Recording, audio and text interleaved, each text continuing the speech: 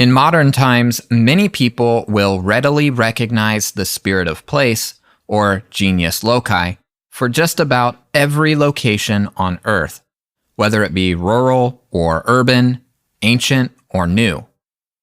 Consider for a moment, however, that there are several places we frequent every day, but they're intangible and start with www.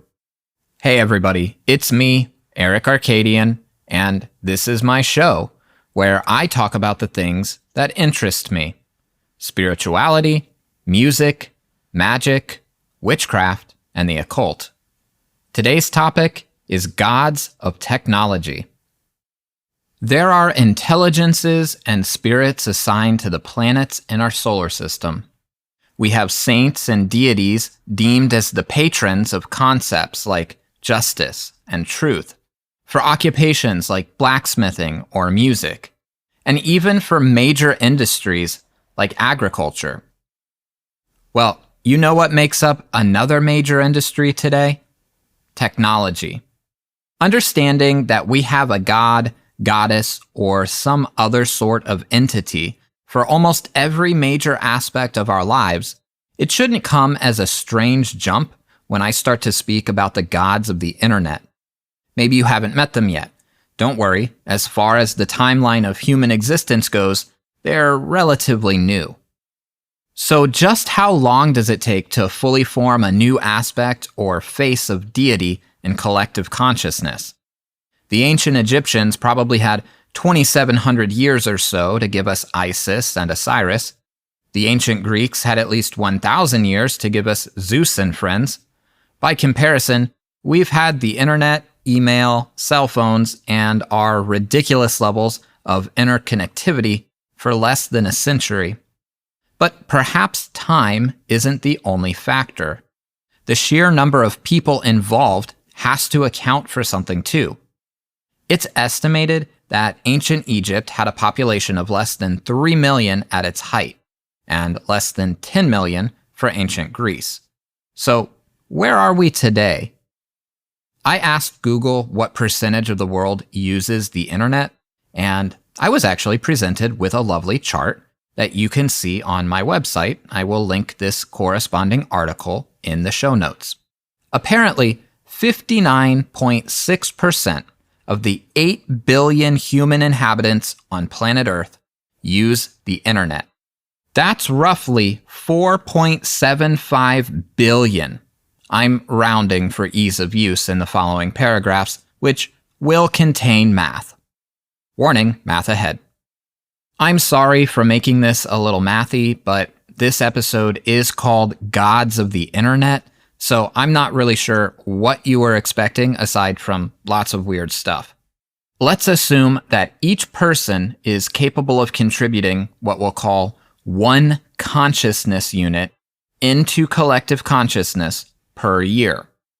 We'll multiply that by the length of time things have existed, and this will give us a rough scale of measurement for use for comparison. In ancient Greece, which lasted for 1,000 years and had 10 million people, this would be 10 billion consciousness units. And again, I'm just multiplying the length of time by the population size. In ancient Egypt, which lasted for 2,700 years and had 3 million people, this would be 8.1 billion consciousness units, so less than ancient Greece. But modern-day society, or what I'll call a technologically unified civilization, has been lasting for maybe the past 10 years, and as we're told by Google just a moment ago, has 4.75 billion people contributing to it. If you do that math, you arrive at 47.5 billion consciousness units. Despite our short time frame, we have drastically higher population size. So I'd say the overall net effect is high enough to merit at least the possibility that new deities can easily be formed today. You're welcome to tweak my numbers any way you want. Go ahead and cut the time frame down by half. The end calculation is still greater than that of ancient Greece and ancient Egypt combined. One of my favorite things about reading complicated rituals and recipes in ancient grimoires is trying to reimagine how they might be performed if they were rewritten for today's environment. You see, ancient people were connected to the land in a very different way than we are now. They just had access to different materials and resources as part of their day-to-day life. Sorry to say, but animal entrails were probably a lot more routine for a group of folks who regularly slaughtered livestock as part of survival. If you're alive today, you're probably so far removed from the process of your meat getting to your plate that you don't even know the name of the butcher, the cow, or the farm where it came from. But yeah, strange animal parts are a common mention, especially in medieval grimoires. But what do they mean exactly? No, don't worry. I'm not getting sidetracked. I'm going to hopefully reel it all back in. You just have to give me a moment. So, for instance, let's say that some strange incense recipe from 1500 years ago calls for the ground hooves of a horse. First of all, gross, yeah. But what did a horse represent to that practitioner and to their community at the time? Perhaps it was a symbol of status or wealth, but it could have very well represented transportation. As a temporal analog, and by this I mean ingredients that represent the same concept but in another time, maybe our closest substitute today would be rubber shavings from the tires of a car.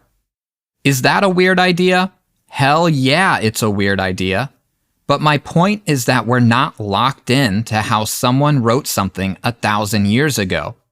Our craft is supposed to grow and change with us to reflect our time. And it does, sometimes. That means the gods can change with it. Sometimes that means one deity absorbs another deity. But throughout time, we've also expanded the domain of gods and goddesses to include new and related areas as they develop. Hermes is a great example of this. Hermes and Mercury, two syncretic gods, have an unbelievably vast area of patronage. They are associated with things like luck, commerce, eloquence, speed, travel, communication, transportation, and trickery, and with people such as shepherds, athletes, thieves, messengers, and merchants.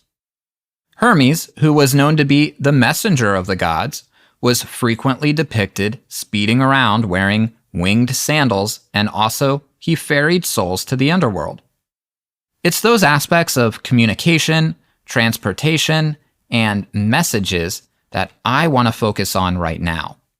We live in a world where communication doesn't just happen via Raven. It happens over cables and airwaves. Transportation doesn't just mean physically hauling goods either.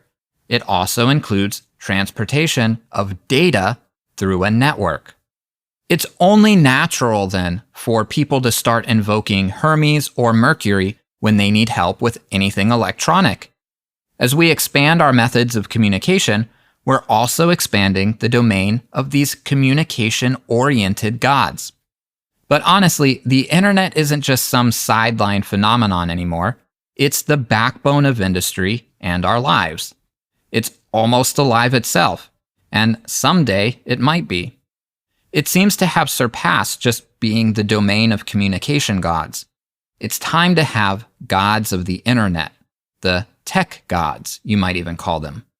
My first experience with the tech gods was when Celine and I were invited to attend a ritual with our good friends at Beachfire, an eclectic coven in Miami, Florida.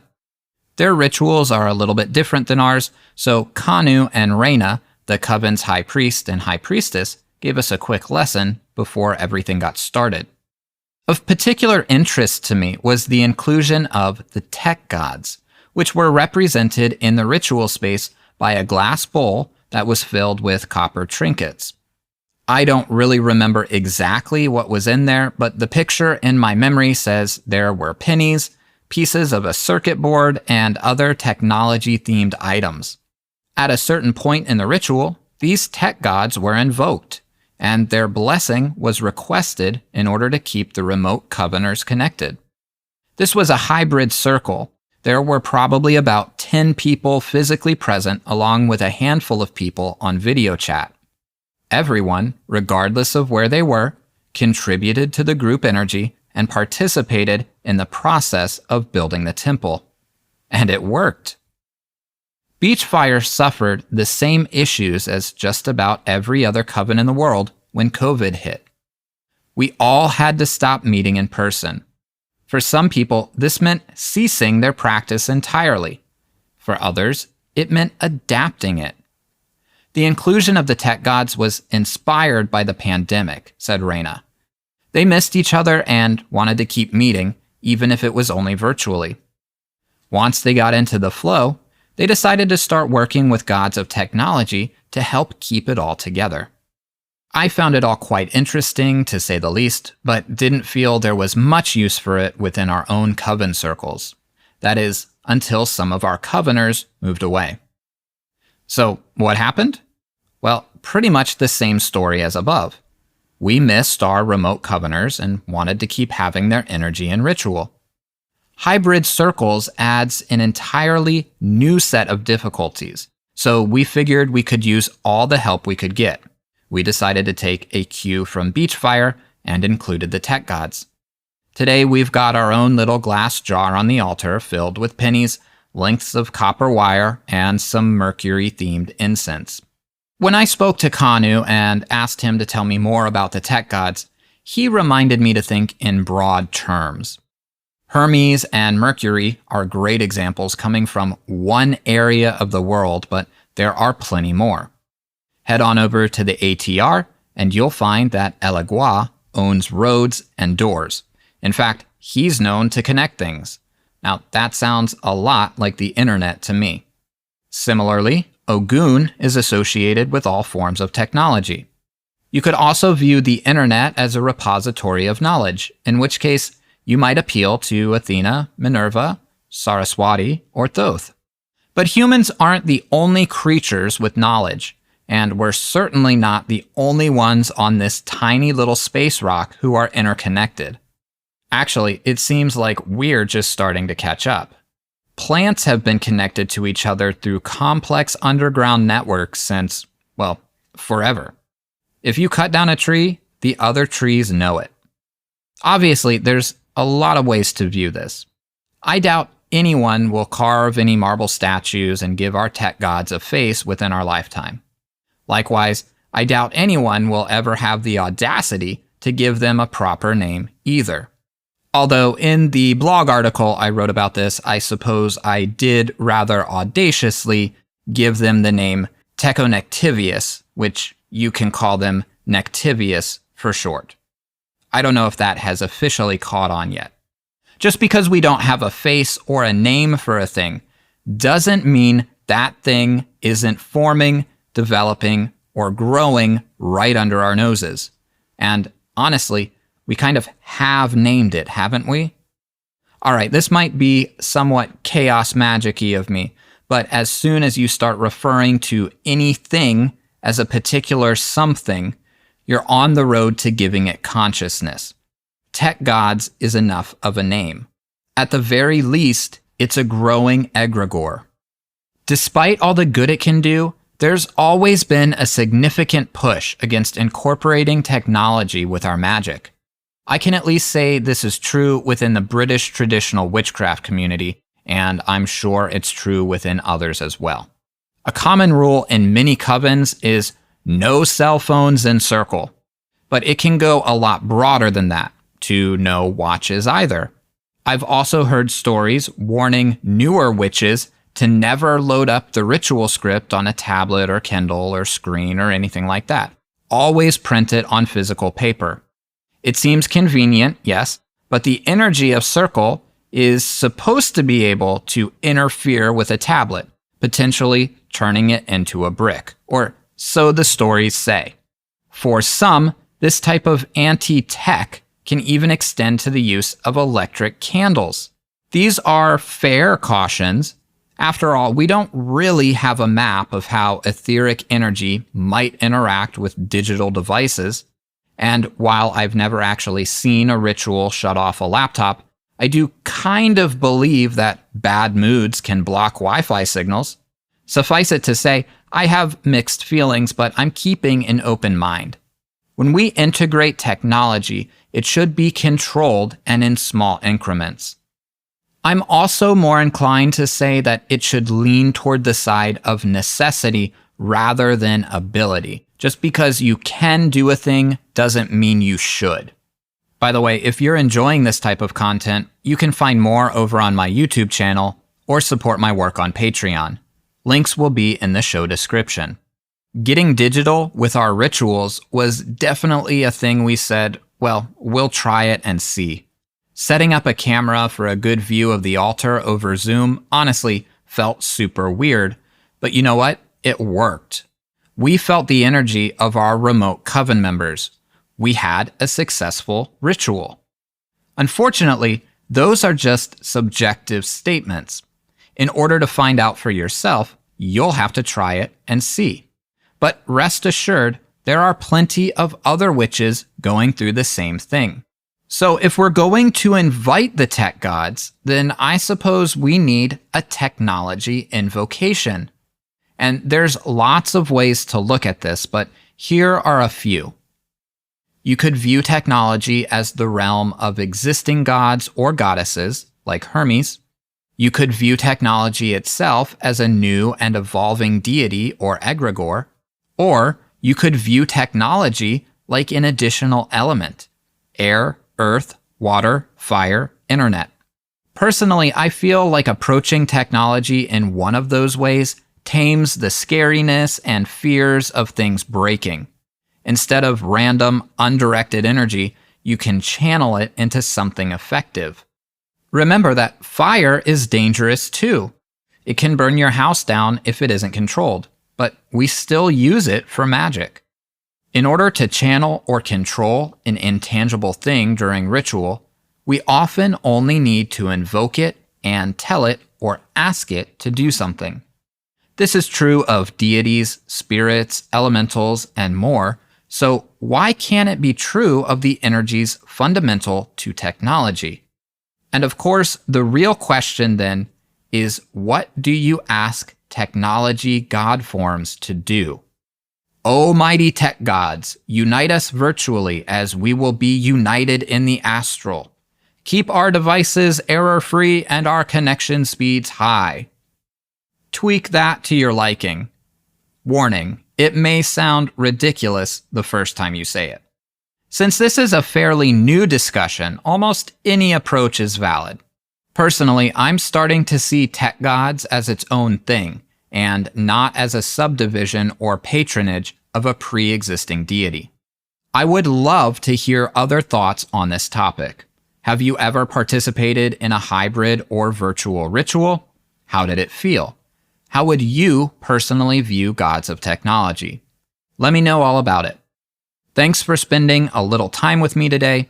If you liked this episode, check out the description for links to more of my work, including my YouTube channel, blog, and Patreon.